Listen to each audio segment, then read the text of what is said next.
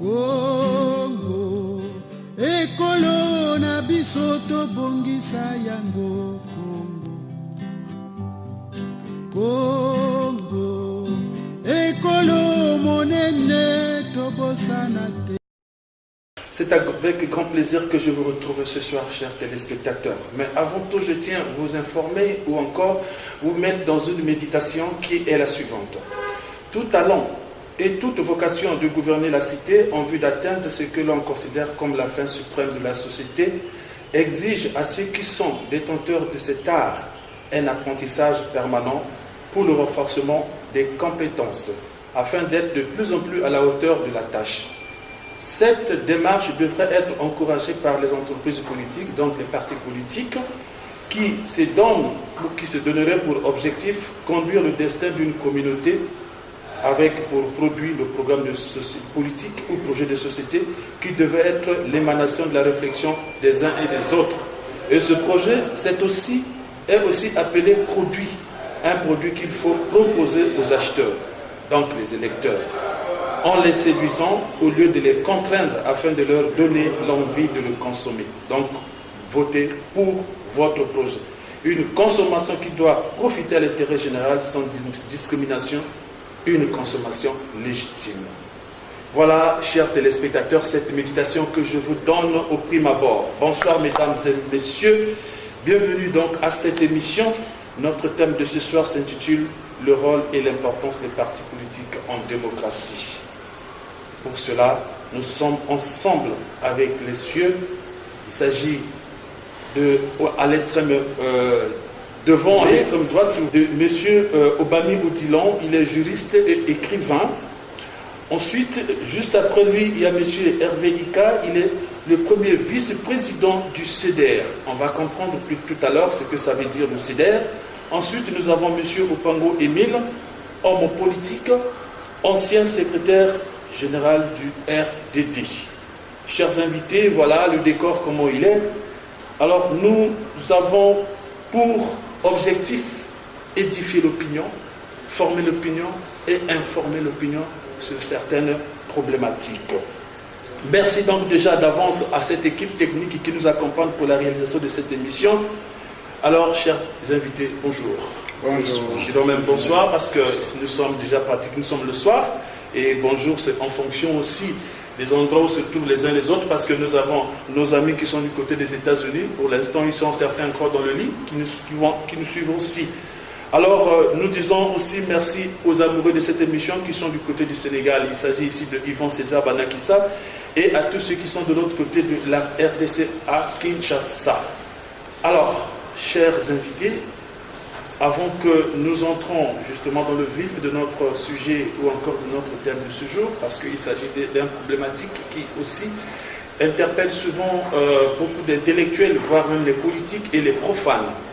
Mais avant tout, je voudrais savoir, pour les politiques, commençons par M. Hervé Ika, eh bien, qu'est-ce qui vous a motivé pour que vous vous engagez en politique? La motivation de toute action politique va d'abord de la volonté de faire promouvoir un idéal sociétal, c'est-à-dire concevoir une idée pour laquelle vous estimez que l'idée peut assurer une bonne gestion de la République. Pour cela, vous ne pouvez pas le faire seul. Vous vous retrouvez en groupement de personnes et vous créez donc cette personnalité morale qu'on appelle parti politique, avec lequel vous partagez les mêmes opinions, les mêmes idées, et l'objectif de ces partages ne se limiterait pas à échanger les points de vue, mais à conquérir le pouvoir légalement, et une fois obtenu, et assurer sa gestion selon le projet qu'on a conçu bien avant, selon donc ce que je disais tout à l'heure, l'idéal sociétal. Ah oui, mais là vous parlez en général, mais je voudrais m'adresser à vous en tant que M. Ika Hervé. Oui. Alors, vous êtes politicien, politologue de formation, ou vous savez, au Congo ou dans d'autres pays en Afrique, il y en a de ceux qui considèrent la politique désormais comme une profession. Alors, s'il s'agit de la considérer donc comme ça, est-ce que vous êtes politicien de formation Ou encore, avant que vous ne vous engagez dans la démarche politique, vous avez une autre spécialité à vous? Non, M. Ika est un enseignant juriste, voilà. Enseignant à l'université Marine-Wabi. Je suis à ma 18e année d'expérience en matière de formation d'enseignement supérieur. D'accord. Alors maintenant, m'engager en politique. Oui. Pour quelle motivation exactement? Mais la motivation, c'est celle que je venais de vous dire. Je voulais aussi faire prévaloir une idée de gestion de la cité que je conçois. Que j'ai estimé qu'elle concordait bien avec ceux qui baptisent aujourd'hui avec nous, ceux qui conçoivent notre idéal sociétal aujourd'hui, le CDR notamment. Voilà comment le CDR, vous parlez du CDR exactement.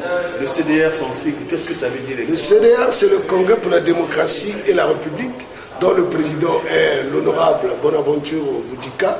Le CDR fait partie d'un groupement politique qu'on appelle la COPA, la Convention des partis républicains, qui regroupe 5 partis, parmi lesquels vous avez le PRL, vous avez le CDR, vous avez le MIS, vous avez le CODEMA et vous avez le PCDE. Merci beaucoup. Alors, on se retourne du côté de M. Opango Émile. Alors, M. Opango Émile, vous êtes ancien secrétaire du RDD, c'est-à-dire que vous êtes homme politique. Alors, certainement, oui. Oui, d'accord. Alors, les Congolais aimeraient savoir, est-ce qu'on s'engage en politique par conviction ou bien c'est parce qu'on a un but à atteindre?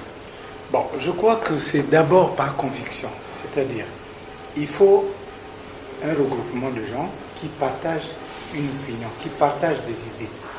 À partir de là, pour former un parti politique, ils s'organisent.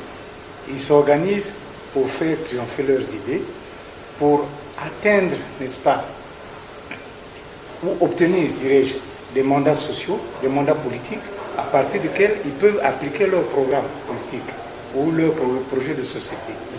Mais je crois que c'est d'abord un idéal. Ensuite, en faire un métier, je ne pense pas, même si j'ai tendance aujourd'hui à me dire que un parti politique, c'est un regroupement d'acteurs politiques, mais à mon avis, ça a tendance à être, si on veut parler du changement de la société, de faire triompher certaines idées, ça doit être un regroupement d'entrepreneurs politiques, dans le sens où ils doivent œuvrer pour changer la société. Voilà ce que je voulais dire. D'accord. Alors, on va se tourner du côté de M. Obami Odilan. M. Obami Odilan, il est juriste en même temps écrivain. Alors, M. Obami, en tant que juriste intellectuel, alors, que pensez-vous justement de la politique aujourd'hui? Est-ce que la politique, c'est une science ou bien c'est juste quelque chose comme ça et comme disent d'autres personnes, c'est juste une manne qui tombe et puis du coup les gens s'engagent? Merci M. Ngolodele. La politique, c'est à la fois une science et un art. C'est la science de la gestion de la cité. Et l'art, manière de faire quelque chose. En politique, par exemple, c'est un art de communication. Et lorsque on essaie de jeter un coup d'œil un peu panoramique en ce qui concerne l'international et en particulier notre pays, la politique a beaucoup évolué. Et aujourd'hui, la politique, malheureusement, dans la plupart des cas, a vu son objet galvaudé. Parce qu'aujourd'hui, la plupart des gens confondent l'intérêt général et les intérêts particuliers. Moi, je pense qu'il faut séparer le bon grain du livret dans le monde politique en ne confondant pas tout le monde. Il ne faut pas confondre un homme politique et un politicien. Aujourd'hui, le paysage politique congolais regorge de plus de politiciens que d'hommes politiques. Parce qu'un homme politique, c'est celui qui fait la politique par idéal, comme a dit tout à l'heure mon frère Ika, sur le plan théorique. Il a un projet de société, il met en place une stratégie pour atteindre son objectif. Un homme politique, c'est celui qui fait don de soi pour aider les autres. Il construit la société à court, à moyen et à long terme. Mais un politicien, c'est celui qui fait la politique par opportunisme. Parce que justement, j'ai entendu un concept tout à l'heure au début, on a défini un parti politique comme étant une entreprise politique. Vous voyez, ça s'approche un peu à la conception de Max Weber qui définit le parti politique comme étant une organisation sociale où se croisent les leaders qui ont pour but de conquérir et exercer le pouvoir et les militants qui attendent que les leurs arrivent au pouvoir pour en tirer profit. Vous voyez? Donc les politiciens, ce sont des opportunistes qui servent plus les intérêts particuliers que l'intérêt général. Donc je pense qu'aujourd'hui au Congo, c'est la situation dans laquelle nous nous trouvons. Et nous, en tant qu'intellectuels, moi en ce qui me concerne, je suis ni homme politique ni politicien, je me définis comme un intellectuel engagé. Comme disait Jean-Paul Sartre, un intellectuel engagé, c'est celui qui éveille les autres.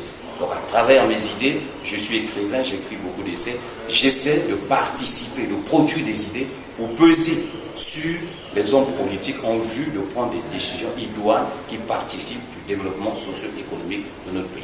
D'accord. Alors, donc, je suis en train de retenir quelque chose que j'ai découvert, que chacun de vous a dû pratiquement dire la même chose, mais avec peut-être les mots différents, c'est l'idéologie.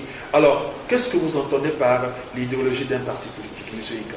Bon, l'idéologie, c'est d'abord ce qu'on appelle aujourd'hui vulgairement des projets de société. On ne peut pas aller en politique sans projet. Parce qu'en politique, vous avez un projet, vous avez un idéal. Autrement dit, vous avez un bien-être que vous rêvez qu'on peut gérer la société de cette manière. Et vous concevez ce qu'on appelle un projet de société. Le CDR, par exemple, a son projet qui s'appelle la Révolution bleue, qui a mis un accent particulier sur la formation de la jeunesse et la mise en chantier de certains domaines d'activité qui étaient mis en éveil depuis plus de 30 ans. Une étude en parlait maintenant. Donc, ce qui est sûr, c'est que s'engager en politique, c'est l'objectif de faire triompher ses idées. Mais pour les faire triompher, vous n'allez pas seul. Vous allez en équipe. Pour les faire triompher, vous n'êtes pas obligé d'être candidat à la présidence. Mais pour les faire triompher, c'est chercher à, ne serait-ce que épingler ou encore à convaincre une portion de la population qui puisse adhérer à vos idées. Et en ce moment-là, vous serez au fil du temps comment vous allez faire asseoir les idées que vous avez, vous allez faire asseoir l'objectif de votre projet. Mais le plus souvent aussi, seul, on ne parvient pas. Et c'est ce que nous appelons aujourd'hui des groupements politiques. Au Congo, vous entendez aujourd'hui ceux qui sont de la majorité, ceux qui sont de l'opposition, ceux qui sont du centre, etc., etc. Mais c'est tout simplement un groupement. Mais la grande question qu'il faut se poser, est-ce que ces groupements, qu'on peut appeler majorité, centre ou opposition, est-ce que ces groupements ont les mêmes idéaux? C'est ça le problème au Congo. Merci beaucoup. Alors moi je voudrais savoir, je vois M. Pango, oui. Est-ce que quand on parle de l'idéologie, c'est le fruit, elle émane-t-elle, le fruit, elle émane-t-il d'une seule personne ou encore c'est le fruit d'une réflexion des cadres ou intellectuels d'un parti politique? Bon, l'idéologie, je crois que c'est le fruit des réflexions des cadres, mais dans un milieu donné. C'est influencé par le milieu sociologique, y compris des facteurs religieux, s'il y en a. C'est une donne qu'il ne faut pas négliger. Oui. À partir de là, ils projettent leur idée dans le cadre de leur projet de gestion de la cité. Qu'est-ce qu'ils vont faire? Bon, un parti politique, il ne faut pas l'oublier aussi. Il défend des intérêts. Oui. Des intérêts selon les groupements tels qu'ils sont constitués. Il ne faut pas se faire d'illusions. Les premiers partis politiques créés à la fin du 19e siècle ou au 20e siècle, c'est des partis qui défendaient la bourgeoisie. Il y a d'autres qui défendaient la paysannerie. Donc c'est ce lien-là avec la réalité économique et sociologique qui prévaut un peu dans le concept idéologique d'un parti. D'accord. Alors, M. Odilon, Monsieur Ika a dit tout à l'heure que dans un parti, on n'est pas obligé d'être candidat à la présidence. Alors, quel est l'objectif principal de l'existence d'un parti politique? Mais l'objectif d'un parti politique, si on prend la définition classique, le parti politique, c'est un groupement de citoyens ayant la personnalité morale, comme a dit tout à l'heure mon frère, qui a pour but de conquérir et exercer le pouvoir, en mettant en place un projet de société inspiré du service de l'intérêt général. C'est même la définition qui découle de notre Constitution. Ça, c'est l'aspect juridique même de la notion de parti politique. Donc, quand on voit du point de vue classique, le but d'un parti politique, lorsqu'on se lance en politique, c'est vrai, tout le monde ne veut pas être président de la République, c'est de conquérir le pouvoir et l'exercer pour mettre en place la vision que vous avez de la société. Mais cette définition, attention, est démentie aussi par la réalité. Parce qu'en réalité, il y a des partis politiques ou des groupements politiques qui n'ont pas les moyens peut-être de conquérir le pouvoir, mais pas d'y accéder. Donc, il faut revoir, remettre un peu en cause la définition classique de la politique sur son aspect juridique. À ce moment-là, un parti politique peut aussi avoir pour but, non pas de conquérir le pouvoir, mais d'émettre les idées pour peser sur la prise des décisions. C'est l'aspect tribunicien des partis politiques, c'est-à-dire que de canaliser un peu la protestation populaire, par exemple, pour essayer de peser sur l'État, sur les pouvoirs publics, sur les gouvernants, pour faire passer leurs idées. Donc, on ne s'engage pas en politique uniquement pour devenir président, pour devenir député, pour devenir sénateur, mais aussi en produisant des idées. C'est pourquoi, parmi les rôles d'un parti politique, les partis politiques doivent aussi être des laboratoires d'idées. Vous savez, naguère, les philosophes nous ont enseigné que ce sont les idées qui mènent le monde. Ce sont les idées. C'est à partir des idées qu'on transforme le monde. Donc les partis politiques doivent être aussi des laboratoires d'idées. Il faut toujours produire des idées qui sont influencées, comme a dit mon grand frère Opango tout à l'heure, par des réalités dans lesquelles on vit. Parce qu'en politique, tout est question de rapport de force. Donc c'est par rapport à ce rapport de force qu'on va produire des idées pour essayer de dessiner le monde comme on le voit. D'accord, mais je voulais compléter la réponse. En fait, quand vous parlez de conquête du pouvoir, conquête du suffrage universel pour avoir un mandat politique, ça ne peut pas être que la présidence de la République. Beaucoup de pays sont décentralisés aujourd'hui. Vous avez les Länder en Allemagne, par exemple. Vous avez les gouverneurs des États aux États-Unis. Il y a ces mandats locaux, n'est-ce pas, ces mandats politiques locaux qui sont là, qui permettent d'appliquer la politique du parti. Vous avez les conseils régionaux, par exemple, en France également. À ce niveau aussi, n'est-ce pas, le pouvoir. Ces gens qui ont le mandat politique au niveau local, ils peuvent déjà en faire un laboratoire enfin, appliquer ce qu'ils ont conçu dans leur laboratoire à partir de leur idéologie ou de leur projet de société. Cela est également possible. D'accord. Alors, vous parlez justement de laboratoire d'idées. Est-ce qu'en matière de parti politique, il doit y avoir ou existe-t-il une certaine typologie? Bien sûr, il y a des typologies. Selon la ligne politique définie. Tout à l'heure, M. Yika a parlé de ligne. L'idéologie, du point de vue de la sémantique, c'est la science et des idées. Donc, un parti politique ne peut pas exister sans ligne politique. C'est pour ça qu'on retrouve des partis de gauche, des partis de droite, il y a des partis libéraux, il y a ceux qui prennent le libéralisme économique, il y a ceux qui prennent le libéralisme politique, il y a la social-démocratie. Bref, l'idéologie, la ligne politique doit toujours y être pour essayer de mettre en mouvement son projet de société. Mais là aussi, je vais ajouter un bémol en disant que l'idéologie, c'est très bien en tant que levier fondateur du parti, paramètre fondateur du parti, caractéristique d'un parti politique. Mais il ne faudrait pas s'enfermer aussi dans l'idéologie. Parce que quand on jette un coup d'œil rétrospectif dans l'histoire de notre pays, par exemple, ou de l'humanité, naguère, lorsqu'on s'engageait en politique, on réglait tous les problèmes par rapport à l'idéologie. Quand on est par exemple de gauche, on prend beaucoup plus la justice sociale, l'égalité. Quand on est de droite, l'autorité, la fermeté, le libéralisme économique. Vous voyez? Mais aujourd'hui, le monde a tellement évolué.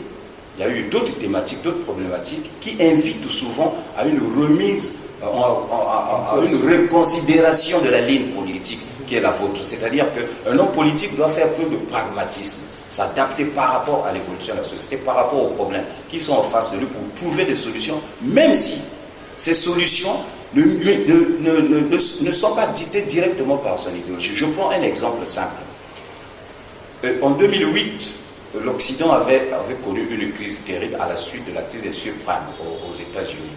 Et ça a plongé l'Europe dans une terrible crise. On a vu, pour réguler maintenant l'économie, de marché qui était autorégulé au nom du libéralisme économique, beaucoup de partis européens qui étaient dirigés par la droite, notamment la France, avaient fait recours maintenant au dirigisme étatique pour discipliner, canaliser le capitalisme. Vous voyez, ils sont sortis de leur idéologie. Ça, c'est ce qu'on appelle la réelle politique. Et je terminerai par l'Asie. L'Asie, aujourd'hui, c'est le plus bel exemple de la réelle politique.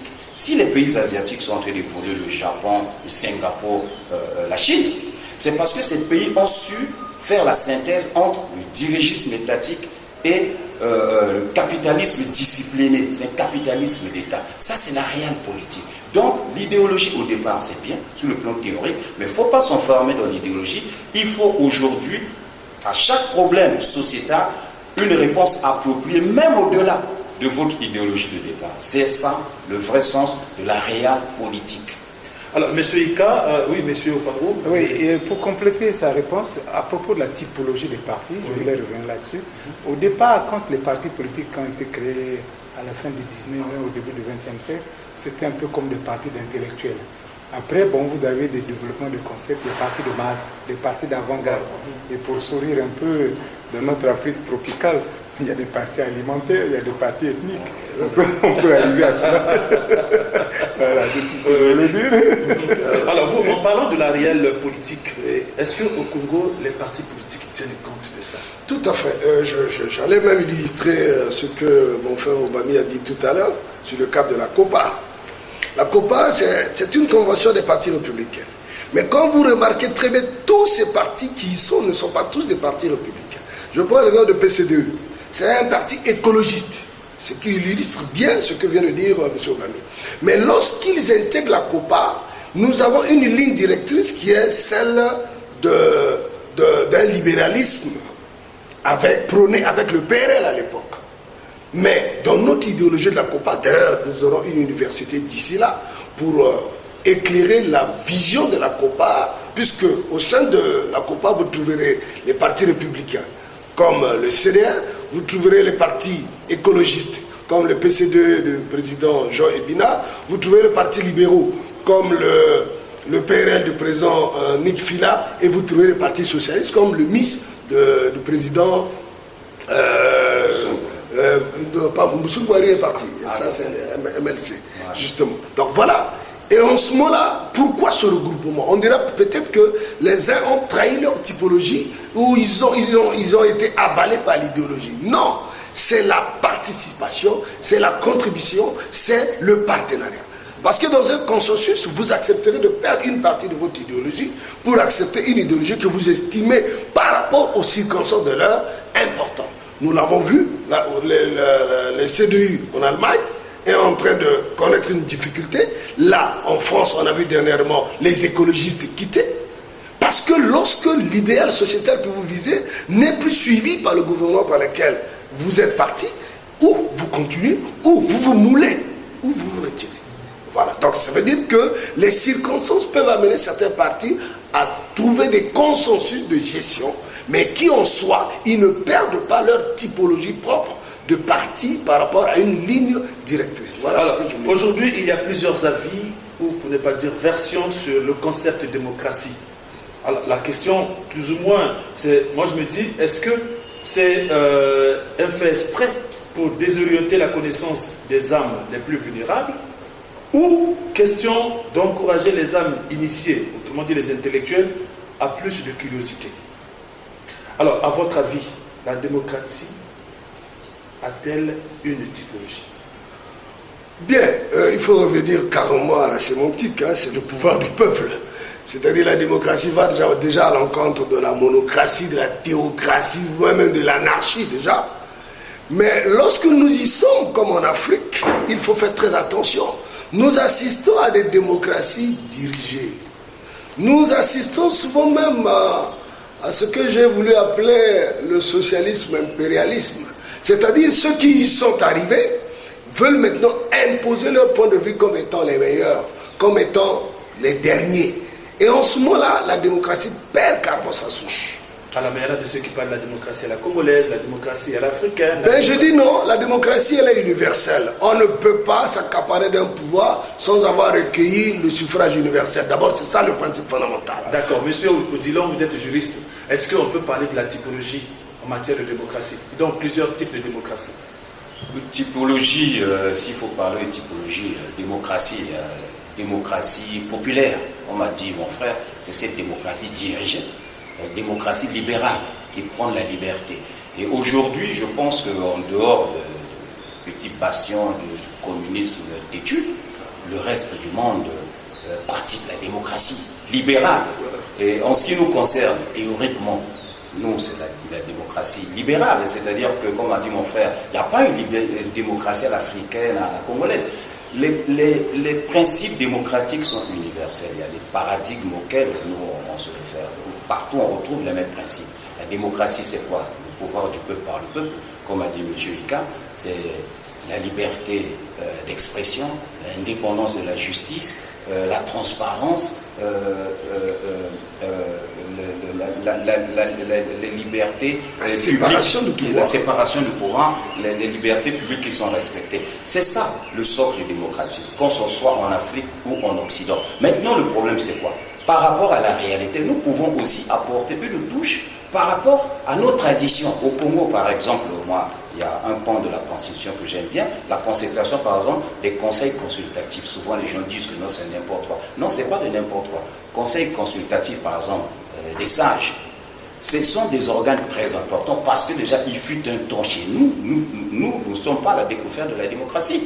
Nos anciens ont pratiqué la démocratie déjà à l'orée des indépendances, Jacques Opango, les Youlou, les Félix Tshisekedi ont pratiqué déjà la démocratie, qui avait été stoppée en 1965 par le président Alphonse Massamba Deba.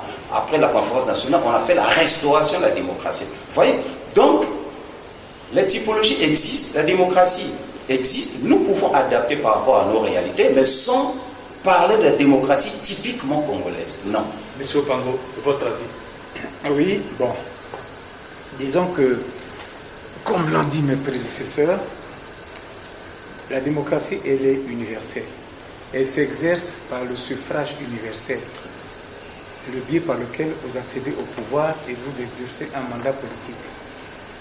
Bon, il peut avoir dans la forme des différences, mais dans le fond, c'est la même chose. Vous ne direz pas que le royaume d'Angleterre n'est pas une démocratie. Le roi est là. Mais il y a la démocratie, il y a un premier ministre, il y a les partis politiques qui participent au jeu d'équilibre politique, à la gestion de la cité. Il y a la séparation des pouvoirs. Pouvoir politique, pouvoir parlementaire et pouvoir juridique. Donc, on peut dire le pouvoir législatif, le pouvoir exécutif et le pouvoir judiciaire. Judiciaire, voilà, exactement. Ce que j'ai dit en termes en termes inappropriés un peu. Bon, disons qu'à partir de là, on peut juger une démocratie. Et elle est essentielle dans la bonne marche de l'économie parce qu'il faut que les citoyens s'expriment, il faut qu'il y ait un consensus à la fin, n'est-ce pas, sur les problèmes de gestion de la cité. Vous avez un pays, je ne citerai pas le nom, un pays en Afrique, aujourd'hui progresse, en Afrique de l'Est. Oui, il ne faut pas se le cacher, il s'agit du Rwanda. Oui. Parce que justement, tout le monde progresse économiquement parlant. Voilà. Mais il y a un problème à terme, c'est que là, il est là, le chef. C'est lui qui dit tout, c'est lui qui détient la vérité. Ça ne peut pas être ça. C'est pas durable. C'est pas durable. J'ai dans ma jeunesse beaucoup lu sur Staline. Staline a conçu la Russie.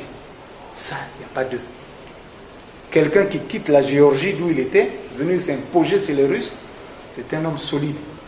Mais comme c'était lui seul qui avait la parole, le bilan humain a été quand même catastrophique, même si le bilan économique est là, incontestable.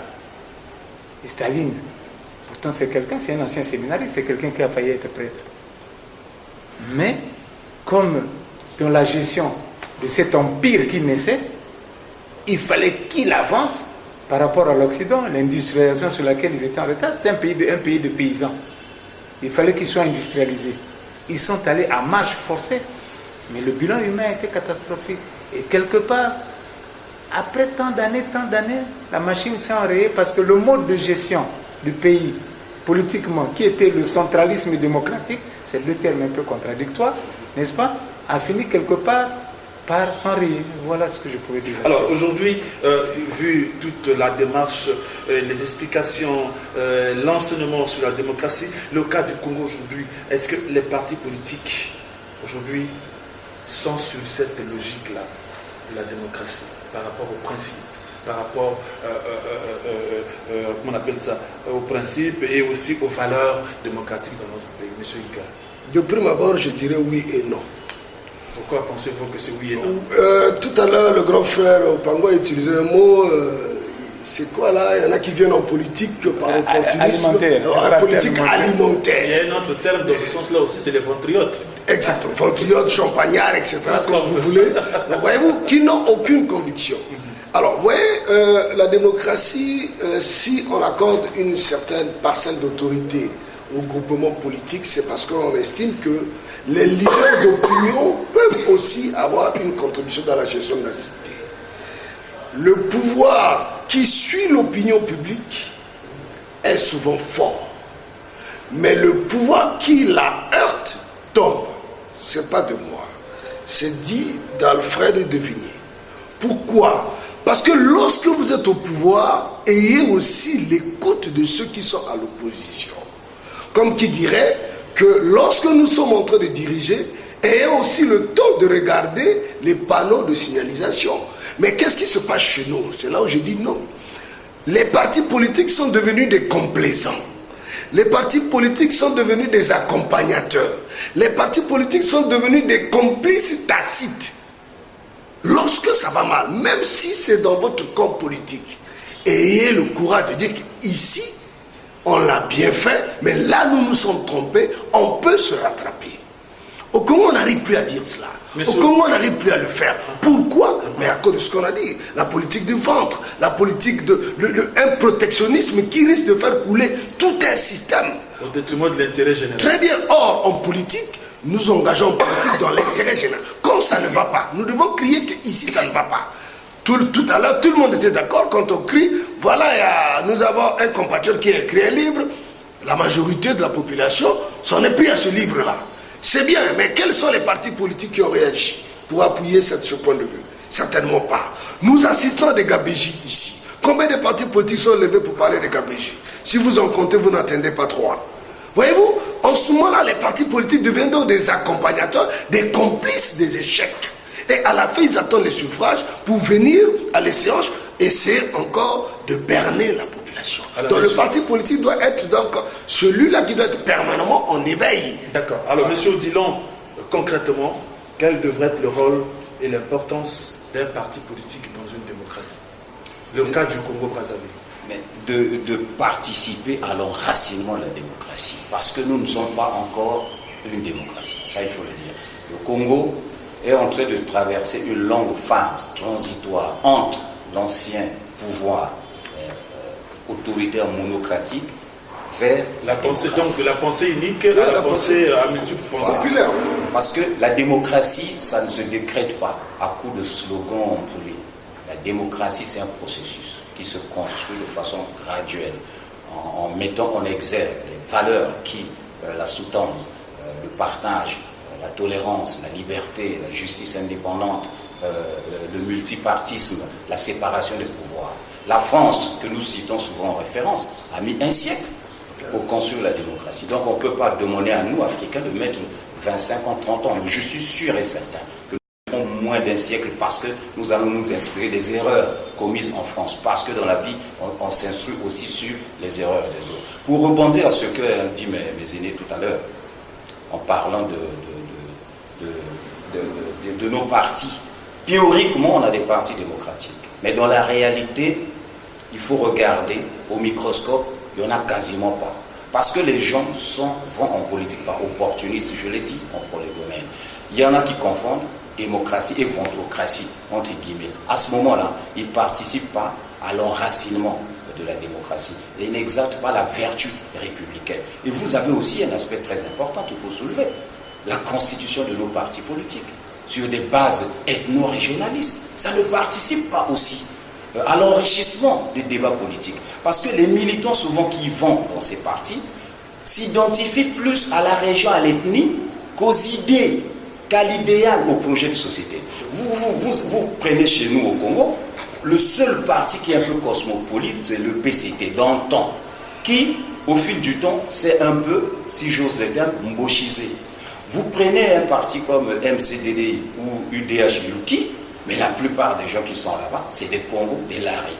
Vous allez au RDD de mon frère, où était notre aîné, c'est des Kouyou. Vous allez lui prendre de Mathias, donc c'est les Gangoulou. L'UFD, c'est des Teke. LDP, c'est ville. Comment voulez-vous, sur ces bases-là, enrichir même le débat politique? C'est pour ça, moi, je soutiens la loi actuelle, la loi du 12 mai 2017 sur les partis politiques, qui exige, pour la validité d'un parti politique, avoir un ancrage à l'échelle nationale. Et qui exige aussi pour la formation des partis politiques avoir des leaders issus des départements différents. Là, la loi prévoit, je crois, 5 ou 7 sur 12. Mais moi, je vais dans le sens d'exiger 12 leaders issus de chaque département. Vous voyez? Donc, vous voyez un peu...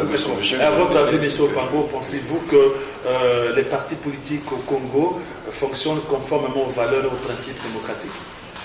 Je ne pense pas encore. En fait, comme l'ont dit mes prédécesseurs, on est dans une phase transitoire, bien sûr, avec un pas en avant, parfois 2 pas en arrière, n'est-ce pas, de l'instauration de ce fonctionnement démocratique des partis. En fait, ils l'ont souligné,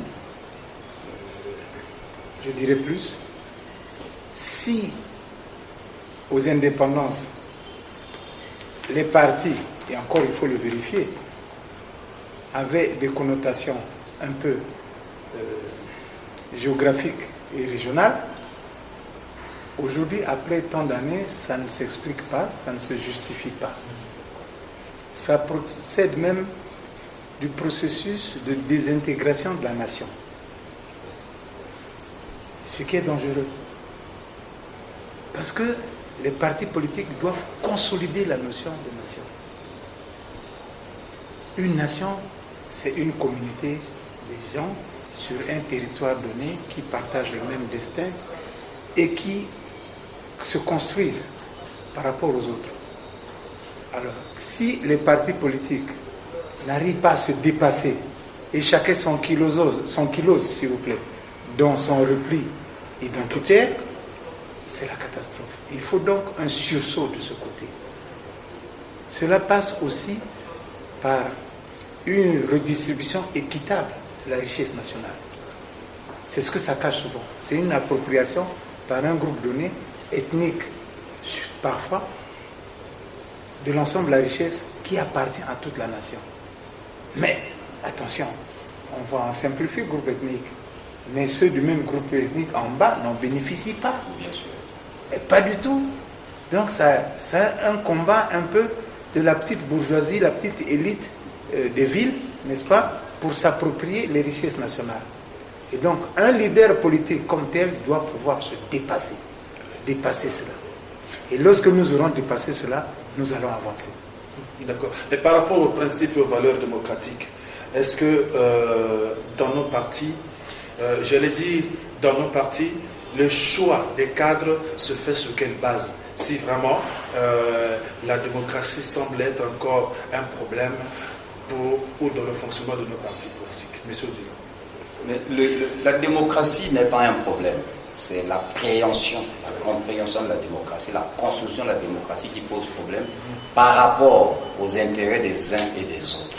Donc le choix, justement, du choix des cadres au poste dépend de responsabilité dans les partis politiques, voire même dans les institutions. Voilà, dépend aussi de la force de la nature du parti politique. Selon que le choix est fait sur la base de la méritocratie, de la compétence, ça milite en faveur de la démocratie, ça renforce le parti qui est un levier important de la démocratie. Selon que le choix se base sur les considérations subjectives ethno-régionalistes, avant l'émission, vous avez parlé de la parentocratie par exemple, ça ne milite pas en faveur de la démocratie. Donc les choix sont utiles. Il faut mettre l'homme qu'il faut à la place qu'il faut, comme disait naguère le président Maringouane. Mais quelqu'un d'autre disait, permettez-moi s'il vous plaît, quelqu'un d'autre disait, il faut mettre l'homme qui peut à la place qu'il peut.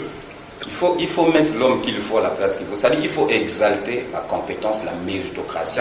Mais cette méritocratie doit être représentative de toutes les sensibilités nationales pour ne pas tomber dans l'ethno-régionalisme. Donc appliquer aussi, mon grand frère a dit tout à l'heure, il a parlé de partage. C'est ça le sens de la politique. Moi j'ai dit, nous sommes encore dans une longue transition entre la dictature et la démocratie. Pendant cette transition, il faut faire la politique autrement. En faisant comment? En faisant des compromis entre toutes les sensibilités nationales pour gérer la République qui est la chose commune. En faisant d'une part le partage du pouvoir politique, c'est-à-dire que ceux qui gagnent ne gagnent pas tout, ceux qui perdent ne perdent pas tout. Comme avait démontré Jacques Opango en son temps, il avait gagné l'élection, il a partagé le pouvoir avec Yulu pour apaiser le pays. Et d'autre part, il faut faire aussi le partage du pouvoir économique au moyen de la redistribution équitable des fruits de la richesse nationale entre toutes les sensibilités nationales au moyen d'un développement local harmonieux.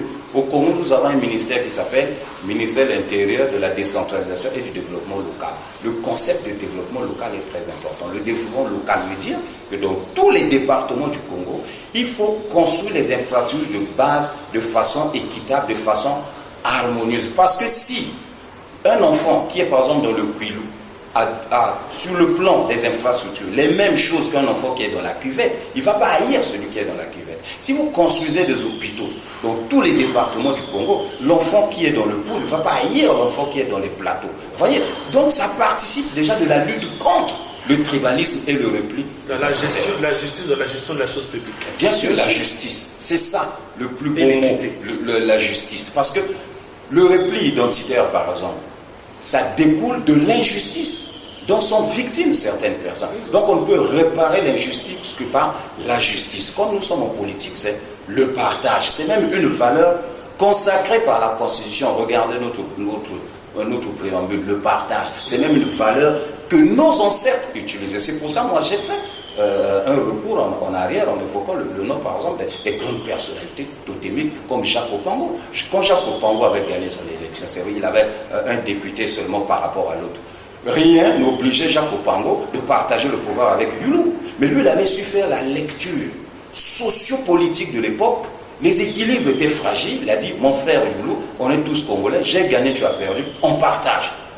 Chacun va participer à la gestion de la République. C'est ça même le sens de la République qui tire son origine du latin. Res, chose publica, peuple. Public, la République c'est la chose du peuple. C'est pas un bien commun, c'est pas un bien clanique. Donc, la République, pour la gérer, il faut faire intervenir tous les enfants. Et c'est ça qui va contribuer à la construction de ce que mon grand frère Opango a dit, la nation. Nous ne sommes pas encore des nations. Nous allons vers une nation. La nation, pour la construire, il faudrait que les enfants qui sont dans le même milieu sociétal soient traités de la même manière. Ça s'appelle la justice. C'est un paramètre incontournable pour construire la démocratie dans le pays. C'est le travail que devaient normalement faire les partis politiques. Alors, la formation, notamment les partis politiques. Notamment les partis politiques, parce que ce sont ces groupements justement qui se donnent pour objectif ou vocation de vouloir justement gérer ce bien commun qui est la République et tout. Alors, la formation est utile et fondamentale à la fois pour l'individu et son groupement ou son environnement, car celui-ci représente un enjeu majeur pour le bon et le meilleur fonctionnement de celui-ci. Question de connaître davantage, de vivre et de mettre en pratique la doctrine du parti assurée par le groupement politique afin d'acquérir des qualités de base d'une ou des actions politiques rationnelles et efficaces conformément à la doctrine du parti, en particulier et aux valeurs et principes démocratiques en général. Alors, ma question est de savoir, aujourd'hui les partis politiques qui sont donc des associations organisées qui rassemblent des citoyens unis par une philosophie idéologique commune, prennent-ils en compte le volet formation sur la doctrine de la gestion de la cité et sur les caractéristiques d'un bon politicien dans notre pays? Monsieur Opango. Bon, je dirais franchement que non. Je dirais que non. Tout simplement parce que au niveau de ces partis, il n'y a pas eu vraiment systématiquement des plans, des programmes de formation tenant compte non seulement de leur projet de société, mais de la réalité sociale. Bon, il y a Parfois, à l'époque, j'ai assisté, c'est le MCDDI qui a fait venir des Suédois pour assurer des petites formations. Mais je pense que c'était superficiel. C'était juste des relations qu'ils ont eues comme ça. Ce serait une bonne chose. Mais fondamentalement, l'acteur politique, le militant d'un parti politique, il doit être formé. Il doit être formé parce que il doit apprendre à vivre avec les autres. Il doit comprendre que s'il y a une divergence de vue avec un autre citoyen d'une autre région, de notre parti politique, ils ne sont pas ennemis. Ils sont compatriotes. C'est une question d'idée. Il doit être formé parce qu'il doit savoir que le pays est un tout. Il doit avancer. Ce ne doit pas être des slogans. Mais aujourd'hui, la plupart des partis politiques se sont ankylosés, n'est-ce pas, du point de vue de la formation. Ils sont restés sur des vieux réflexes, des vieux schémas, des coups bas, même à l'intérieur du même parti. Vous avez cité le plus grand parti du pays qui a des antennes dans toutes les régions. Combien de coups bas y a-t-il là-bas? Y a-t-il eu là-bas, je voulais dire. Et c'est un peu partout. Après, ça s'entre-déchire. Tout ça, c'est un manque de formation. Il faut avoir une vision. Comment va évoluer la société? Il faut comprendre la marche de l'histoire. L'histoire est faite pour avancer. Il y a des moments douloureux. Il faut savoir rebondir. Hegel disait qu'à travers tous les reculs apparents, l'histoire finit par avancer. Et quand un homme politique se met cela dans la tête, il comprendra par où l'histoire va avancer. Il comprendra. Il ne maîtrisera pas tout. Mais aujourd'hui, que le Congo soit retombé dans des déchirements douloureux et que on essaie d'avancer un peu.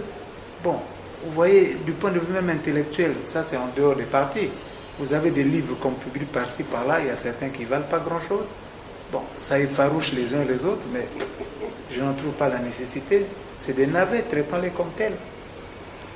Mais lorsque, n'est-ce pas, les gens ne sont pas formés, ces navets-là, on va les prendre pour des choses, c'est pour des vérités, alors que c'est du populisme le plus abject. Comprenez qu'on doit se former pour avancer, pour transformer la société, pour être un. Si le Congo ne devient pas une nation, le Congo sera le dernier wagon de l'Afrique centrale. Monsieur Dilan, que pensez-vous de la formation des élites, des cadres, des intellectuels, voire des politiciens ou des politiques dans un parti politique? Bien sûr, c'est utile. C'est même une condition sine qua non, la formation, la connaissance. La Bible dit, mon peuple meurt faute de connaissance. Quand nous étions à l'école primaire, il y a un poète qui disait, l'ignorance est un danger que tout homme doit éviter. Il faut former, il faut éduquer. Je prends un exemple palpable. On a vu lors des dernières législatives, les candidats à la députation. Nombreux ne savaient même pas faire la différence entre un député et un élu local. Moi, j'ai participé à un débat à la télé avec un candidat à la députation. On lui a posé la question, si vous êtes élu député, c'est quoi votre projet? Il dit, j'irai à la Banque mondiale, négocier l'argent pour développer mon quartier Poto-Poto. Vous savez que ça, c'est pas le rôle du député. Un député élu à Bala, il dit, mon but, je suis élu député, je dois développer à Bala, je dois construire une école à Bala. Ça, c'est pas le rôle du député. Le député, c'est un élu national, pas local. Il s'occupe de toute la nation, de tout le territoire congolais par rapport à l'élu local. Pour prendre un exemple un peu métaphorique, le député, c'est comme un médecin généraliste qui s'occupe de tout le corps humain. L'élu local, c'est un médecin spécialiste qui s'occupe d'une partie du corps. Les deux se mettent ensemble pour s'occuper du corps humain. Mais ça, pour comprendre ça, M. Ngolodeli, il faut avoir été formé. Pour être formé, on n'est pas obligé d'aller à l'université, dans les écoles de sciences politiques. Au sein des partis, il faut faire aussi ces formations. Et je terminerai par, tout à l'heure, mon frère Ika avait pris un exemple, il a parlé des universités. Bientôt, ils vont faire des universités pour leur groupement politique. Mais c'est ça, ces universités. Ça sert à communiquer, à éduquer, à faire la formation. La formation est utile, mon cher Ngolodeli. Sinon, la plupart des gens qui se croient politiques sont en fait des politicards, c'est-à-dire qui végètent dans ce qu'on appelle la politique aérienne. C'est la politique de caniveau. D'accord. Monsieur Ika, est-ce que vous pensez que c'est impératif que dans les partis politiques on organise des formations? On ne peut pas évoluer sans formation. La preuve, je vais revenir en arrière. Vous avez dit des vieux partis qui existent. Je vais vous scandaliser, je vous dis que de tous les partis que vous citez au Congo, aucun parti n'a jamais gagné les élections seul. Je vous mets en défi. Tout à fait. Pourquoi? Parce qu'ils savent que seuls ils ne pourront pas. C'est une république de partage. Ils procèdent à la cooptation. Et les cooptés, comme on les appelle, lorsqu'ils sont élus, ils ne suivent plus l'idéologie du parti. Parce qu'ils n'en savent rien du tout. Même l'électeur n'a pas été formé.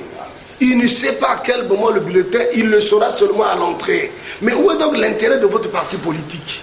Dans le parti politique, qui est en fait la lumière même de l'éclairage politique, doit nécessairement avoir une idéologie bien fondée. Mais c'est sur cette idéologie qu'il faut former les futurs leaders. Sur cette idéologie qu'il faut former l'électorat. Mais sur cette idéologie qu'il faut former la connaissance de la gestion de la chose publique proprement dite. Et tous ces partis que vous citez, j'aurais même voulu qu'un membre du PCT soit ici, que je le mette à défi, qu'ils me disent quelle est la dernière date de leur séminaire de formation, et qu'on cite les députés qu'ils ont gagnés, lesquels sont réellement du PCT de pure souche depuis l'immatriculation, et lesquels ont été cooptés 2 mois avant les élections. Voilà ce qui fragilise un grand parti. Et c'est pour ça que ces partis qui sont au pouvoir ne peuvent pas gérer seuls. Ils sont obligés de coopter, ils sont obligés de s'associer. Et maintenant, les associés qui arrivent, ils deviennent des parasites, des complaisants, des accompagnateurs tacites. Donc, en conclusion, un parti qui ne forme pas ses cadres sur l'idéologie, sur même l'idéal sociétal de son projet de société, se tue tout seul. Et il ne pourra pas survivre pendant longtemps. Sinon, on le dit. Mais pourquoi Angela Merkel a des problèmes? C'est parce que l'idéologie est en train d'être fragilisée par une droite. Le Brésil vient de donner l'exemple. Voilà, le Brésil vient de donner l'exemple. Et le Parti socialiste en France, c'est parti des frondeurs. Ici, je ne peux pas citer. Mais on en vivra certainement. Nous y sommes, c'est pas loin. Alors, pratiquement, malheureusement, chers téléspectateurs, chers invités, le débat est tellement... il y a à boire et à manger, mais malheureusement, la télévision, c'est aussi l'heure, c'est aussi le temps. Alors, la politique est un art, pas une profession, donc qui doit faire de la politique. En tout cas, pas celui qui veut, mais celui qui peut et qui a cette vocation. Parce qu'il doit être capable de préserver le développement de la communauté. Merci à vous, chers invités. Ça a été pour moi un plaisir de vous recevoir sur ce plateau donc, de l'émission La démocratie en marche. C'est votre maison, vous pouvez tout revenir comme vous voulez. Merci à nos fidèles téléspectateurs qui ont suivi cette émission avec beaucoup d'intérêt. Merci à l'établissement Saphir qui nous a accueillis aujourd'hui. Suivez la rediffusion de cette émission le samedi à 22h. Suivez aussi sur YouTube, il suffit de cliquer seulement La démocratie en marche. Bonne suite de programme avec ESTV. Merci, au revoir.